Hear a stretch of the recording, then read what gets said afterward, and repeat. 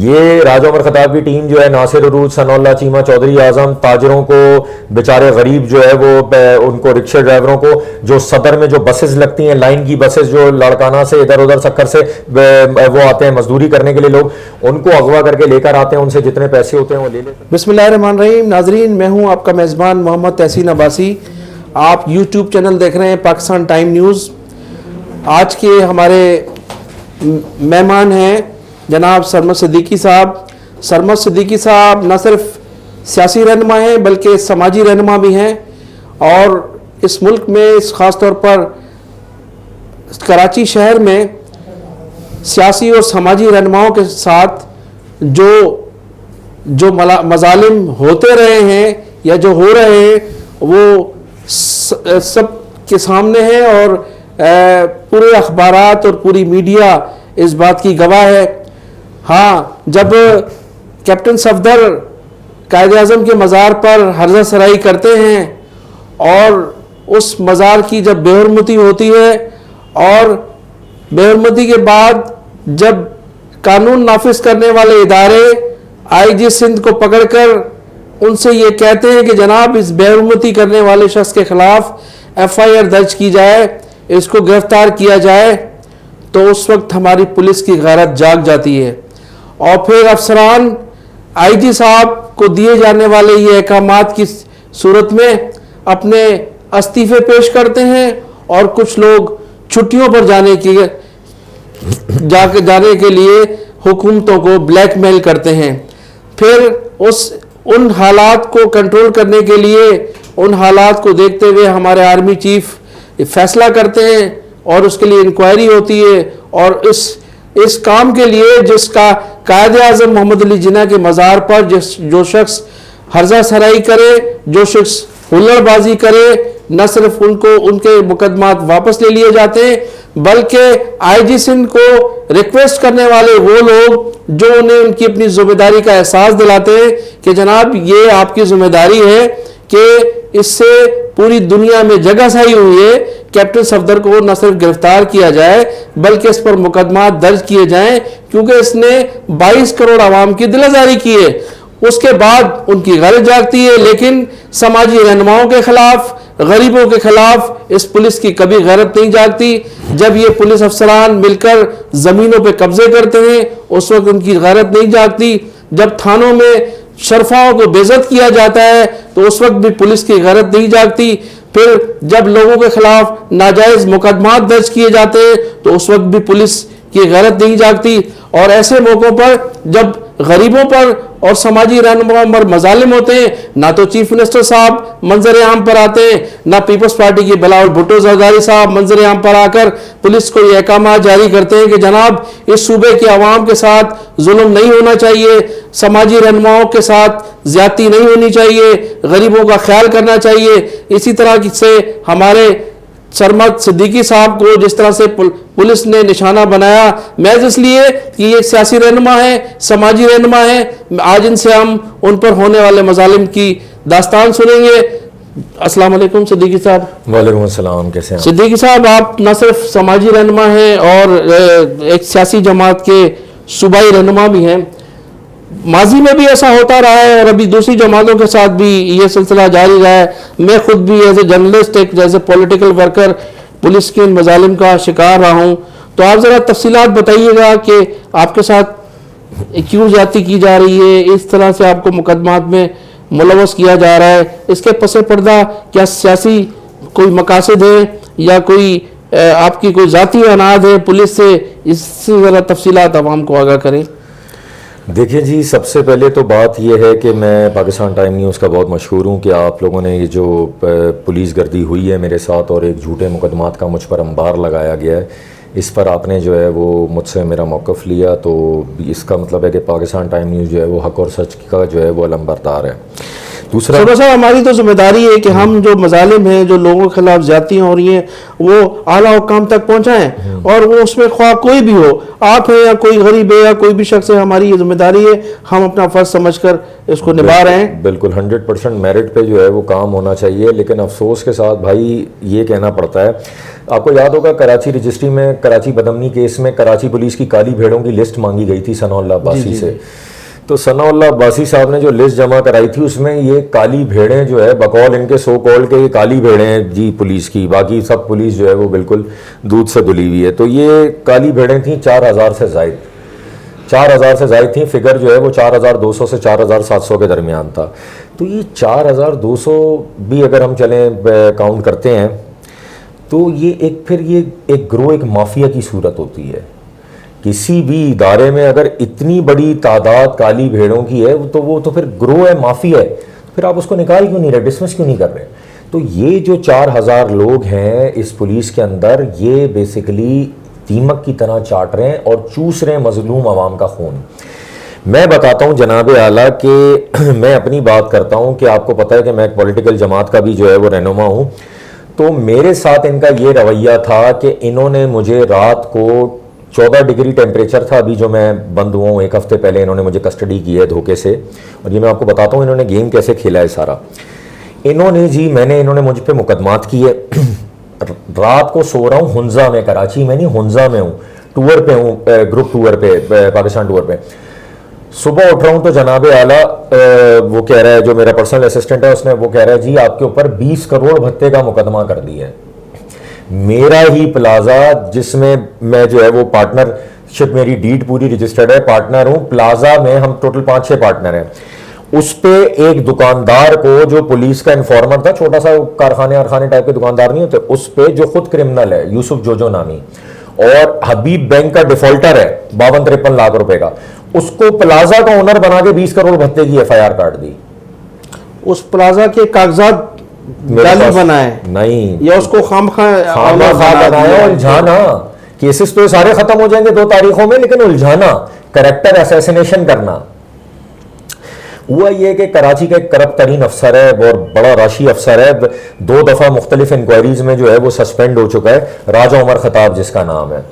تو راجہ عمر خطاب جو ہے اس نے 2014 میں بھی مجھ پر جھوٹے مقدمات بنائے تھے. 6 کروڑ 83 لاکھ روپے رقم مجھ سے اور میرے اکاؤنٹ سے اور میرے پارٹنرز کے اکاؤنٹ سے لوٹی، فورن کرنسی، جیولری گھر سے اٹھائی. 14 فائلیں تھیں، 14 پراپرٹی فائلیں PCHS بلاک 2 بلاک 6 کی، اور 3 گاڑیاں میری، نسان سنی جس کا نمبر تھا U1952، کرولا GLI BAP 593 اور میری ویگو KP 1990. یہ سب اٹھا کر بھی، اس کا کھا کر بھی پیٹ نہیں بھرا کہ مجھے جیل کسٹڈی کرنے کے بعد اس نے میری جگہوں پر قبضہ کر لیا، فلیٹس پر، پلاٹس پر، دکانوں پر، اور وہاں سے 5,25,000 روپے 3 سال جب تک میں کسٹڈی رہا ہوں یہ اٹھاتا رہا پیسے. تو ان کا پیٹ مٹی بھرے گی بھائی، مٹی کے علاوہ کوئی چیز نہیں بھر سکتی. یہ ایک منظم جو ہے وہ مافیا ہے. اب یہ مافیا جب یہ دیکھنے پہ آ رہا ہے کہ وہ 2014 کے بنائے ہوئے کیسز فیصلے پہ آ گئے اور یہ پردہ فاش ہو جائے گا، فائنل ہونے جا رہے ہیں، جی آرگیومنٹس پہ ہیں، تو یہ فائنل ہونے جا رہا ہے یہ معاملہ نا. تو اس نے کیا کیا جناب اعلیٰ، اس نے فیروز آباد پولیس میں جو ہے وہ جو پولیس افسر ہے دوسرا ایک کرپٹ اورنگزیب خٹک، اس کے ساتھ ان کے خلاف آپ کوئی کورٹ میں اعلیٰ عدالتیں کھلی سر ہوئی میں ہیں، آپ کو ابھی اسٹوڈیو میں پیش کرتا ہوں. ہائی کورٹ نے 19 تاریخ کو آرڈر کیا ہوا ہے SSP ساؤتھ کو کہ سارے جھوٹے مقدمات، یہ جھوٹے مقدمے کی جو ہے ری انویسٹیگیشن کی جائے، میرٹ پہ آفیسر اپوائنٹ کیا جائے. وہ نہیں کر رہے، کورٹ آرڈرز کو ابلائز نہیں کر رہے ہائی کورٹ آرڈرز کو. تو اب میں مجبوراً کل صبح کنٹمپٹ فائل کرنے جا رہا ہوں، کنٹمپٹ آف کورٹ. تو آپ نہیں سمجھ رہے. سرمد صاحب بات یہ ہے کہ پولیس میں بھی آنےسٹ افسر کی کمی ہے نا، تو اب اس وقت تک نہیں مل سکا ہوگا کوئی آنےسٹ افسر. دیکھ لینا جو آنےسٹ افسر ہیں وہ کہاں ہیں، وہ بیچارے CPO میں بیٹھے ہوئے ہیں. ڈاکٹر رضوان صاحب کے ساتھ کیا ہوا، اور آفتاب پٹھان صاحب کدھر ہیں، ٹھیک ہے. AD خواجہ صاحب کے ساتھ کیا ہوا، AD خواجہ جی بالکل میں تسلیم کرتا ہوں کہ پولیس میں انتہائی ایماندار افسران بھی ہیں جو رشوت کے یا اس طرح کے پیسے لینے کو گناہ کبیرہ سمجھتے ہیں. لیکن بات یہ کہ وہ افسران کہاں ہیں. AD خواجہ صاحب کے ساتھ کیا ہوا، AD خواجہ صاحب نے جس طرح پولیس کا سب کو پتا ہے کہ وہ پیپلز پارٹی کے لیے یس مین نہیں تھے. موجودہ حکومت کے لیے وہ جو تھی ان کی پالیسی جو تھی وہ یہ نہیں تھی کہ ہم لوگوں کو آزاد چھوڑ دیا جائے. اور رضوان صاحب کا بھی یہی تھا کہ ایس ایس پی رضوان شکارپور میں تعینات تھے. انہوں نے جو صوبائی وزیر امتیاز شیخ صاحب کے لیے جو رپورٹس انہوں نے دی تھی جس کی وجہ سے وہ سزا بھگت رہے ہیں, سی پی او میں بیٹھے ہوئے ہیں. بالکل ایسا ہی ہے. اور اے ڈی خواجہ صاحب نے یہ جو اغوا برائے تاوان کی وارداتیں تھیں, یونیفارم کڈنیپنگ کی وارداتیں پولیس کی یہ زیرو کر دی تھیں. ان کے بعد کلیم امام صاحب آئے, انہوں نے وہی پالیسی انڈوز کی. کلیم امام صاحب کے جاتے ہی آج روز میڈیا پہ کوئی نہ کوئی ویگو کی ان کے ڈالے کی جو ہے وہ تصویر آ رہی ہوتی ہے جس میں سے پولیس اہلکار اتر کے جو ہے وہ اغوا برائے تاوان کی واردات کر رہے ہیں اور جو ہے وہ کسی نہ کسی کو اغوا کر کے جو ہے وہ اس سے تاوان مانگ رہے ہیں. یہ عام ہے, آپ روز سوشل میڈیا کا دور ہے, ایک کلک پہ. جی ہاں بالکل. یہ کافی عارضی طور پر پہلے تو بلوچستان سے تھے نا کہ آرمی مسنگ پرسنز کئی مہینے غائب ہیں, لیکن اس وقت تو کراچی میں مسنگ پرسنز چند گھنٹوں کے لیے ہوتے ہیں اور وہ لے دے کر اپنے معاملات طے کر کے آ جاتے ہیں. ہاں تو راجہ عمر خطاب نے ہی صدر تھانے کی حدود میں اپنے پاس سیل بنایا ہوا ہے نا. راجہ عمر خطاب کا صدر تھانے کی حدود میں گھر ہے, وہیں اس نے جو ہے وہ سیل بنایا ہوا ہے, ایک چھوٹا سا فلیٹ وہ کر کے, اور اس کو یہ لوگ اپنی سی ٹی ڈی میں کوڈ اس میں کہتے ہیں سیف ہاؤس. یہ راجہ عمر خطاب کی ٹیم جو ہے ناصر عروج, ثناء اللہ چیمہ, چودھری اعظم, تاجروں کو بیچارے غریب جو ہے وہ ان کو رکشے ڈرائیوروں کو جو صدر میں جو بسز لگتی ہیں, لائن کی بسز جو لاڑکانہ سے ادھر ادھر سکر سے وہ آتے ہیں مزدوری کرنے کے لیے لوگ, ان کو اغوا کر کے لے کر آتے ہیں. ان سے جتنے پیسے ہوتے ہیں وہ لے لیتے ہیں, پیچھے کوئی ہوتا ہے اس سے پیسے منگاتے ہیں, حد تک کہ پان والوں تک کو انہوں نے نہیں چھوڑا. تو یہ اس کو سیف ہاؤس کہتے ہیں. اب اس سیف ہاؤس میں راجہ عمر خطاب اغوا کرنے والوں کو کہتا ہے کہ جب وہ آتے ہیں, مطلب جو ان کو ہینڈ کف باندھ کے پٹیاں باندھ کے رکھا ہوتا ہے, میں خود بھی وہیں پہ تھا, میں آپ کو اس لیے کھل کے بتا رہا ہوں یہ میڈیا کی موجودگی میں کہ مجھے خود بھی وہیں رکھا تھا, اس وجہ سے مجھے پتا ہے. تو راجہ عمر خطاب نے اپنے سپاہیوں کو بتایا ہوتا ہے کہ جب میں آؤں تو ان کے آگے میرا نام نہیں لوں, کرنل صاحب آ گئے, کرنل صاحب آ گئے, کرنل صاحب آ گئے. وہاں اغوا ہونے والے کو یہ شو کرنا کہ آرمی نے مجھے اغوا کیا ہوا ہے, یہ راجہ عمر خطاب کارنامے کرتا ہے. اور کیا ہوا جو اس کا جو سالہ ہے ناصر عروج, وہ کیا کرتا ہے کہ وہ جب کسی کو بلاتا ہے کسٹڈی میں اسی طرح ہینڈ کفس اور اس کے ساتھ سپاہی اس کو لے کر آتے ہیں تو بولتے ہیں جی یہ میجر ناصر صاحب ہیں, وہ میجر بنا. وہ جو جن کے سالے ہیں وہ بھی پولیس افسر ہیں کہ جی وہ ڈسمس پولیس افسر ہے, پی ایس آئی ڈسمسڈ ہے, ڈیوٹی پر نہیں, ڈیوٹی پر موجود نہیں ہے. اس کے باوجود وہ ان کے ساتھ اغوا برائے تاوان کا اس کا نیکسس, بلیک منی کا سارا کچھ ابو دھابی بھجوانا, یہ وہ سب اس کا بھائی دیکھتا ہے. پراپرٹیز یہ ساری بے نامی پراپرٹیز جتنی بھی ہیں یہ اپنے بھائی نعیم عمر خطاب کے نام پہ لیتا ہے. اس کا جو دوسرا بھائی ہے ایس آئی راجہ بشیر, وہ موبائل نمبر SPB 352 میں بندے کڈنیپ کرتا ہے. تو یہ پورا ایک گروپ ہے. آپ یہ جو دیکھتے ہیں جس طرح سے کہ بیچارے تاجر کمپلین کر رہے ہوتے ہیں, رات کو آئے پٹیاں باندھ کے لے گئے, اتنے پیسے دے کے چھوٹ کر آئے, اور اعجاز بٹ ان کا بندہ جو ہے وہ ابھی اغوا برائے تاوان میں جو ہے وہ ڈسمس ہوا ہے سروس سے, چالان ہو گیا. لیکن سرما صاحب اس میں جو لوگ بھی اسٹینڈ نہیں لیتے نا پولیس کے خلاف, یہ لوگ سب خوفزدہ ہو جاتے ہیں. سب لوگ جو ہے وہ کورٹوں میں جا کے وڈرا کر دیتے ہیں, پہچانے سے انکار کر دیتے ہیں. عموماً یہ دیکھنے میں آیا ہے جس کی وجہ سے یہ سزاؤں سے بچ جاتے ہیں. آپ ایک جرنلسٹ ہیں, آپ کے پاس میڈیا کی طاقت ہے, آپ اغوا نہیں ہوئے نا. میں جب ایک پولیٹیکل لیڈر ہوں, میرا جینا انہوں نے حرام کر کے رکھا ہوا ہے. یہ عام آدمی کے ساتھ کیا کرتے ہوں گے آپ نے کبھی تصور کیا ہے؟ محتسب اعلیٰ میں ایک بندہ راجہ عمر خطاب کے خلاف درخواست دے کر آیا, محتسب اعلیٰ سندھ میں اس کا بھائی رات کوٹ گیا, بولا جی مار کے پھینک دیں گے. مجبور کرتے ہیں بھائی, کون ظلم کے خلاف نہیں کھڑا ہونا چاہے گا, مجبور کرتے ہیں, یہ مجبور کرتے ہیں. اسی وجہ سے لوگ اسٹینڈ نہیں لیتے نا کہ ان کو بچوں کو بہن بھائیوں کو ان کو والدین کو تھریٹس کرتے ہیں. اور چونکہ پولیس جو ہے وہ سب ایک ہی گروپ ہے نا, سارا سب ایک دوسرے میں نے تو کہا تھا, میں نے تو باقاعدہ تحریری طور پر تمام اداروں کو درخواستیں دی ہیں کہ آپ ایک کمیشن بنائیں, سیکرٹ کمیشن بنائیں. میں ان کو لے کے جاتا ہوں اپنے ساتھ سینٹرل جیل کراچی, اور میں آپ کو ان سے ملواتا ہوں ان منی ایکسچینجر سے جن کے 8-9 کروڑ روپے لوٹے ہیں راجہ عمر خطاب نے جھوٹے مقدمے میں بند کیے. میں ان بلڈر سے ملواتا ہوں جن کی جگہیں اس نے اپنے پاس 3 مہینے رکھ کے ان کو کسٹڈی میں رکھ کے ان کے فلیٹس بیچ کے 75-80 لاکھ روپے جو ہے 75-80 لاکھ روپے کے فلیٹ وہ کر کے ان کو ڈال دیا گیا ہے جناب اعلیٰ چودھری اسلم کی ریکی کے کیس میں.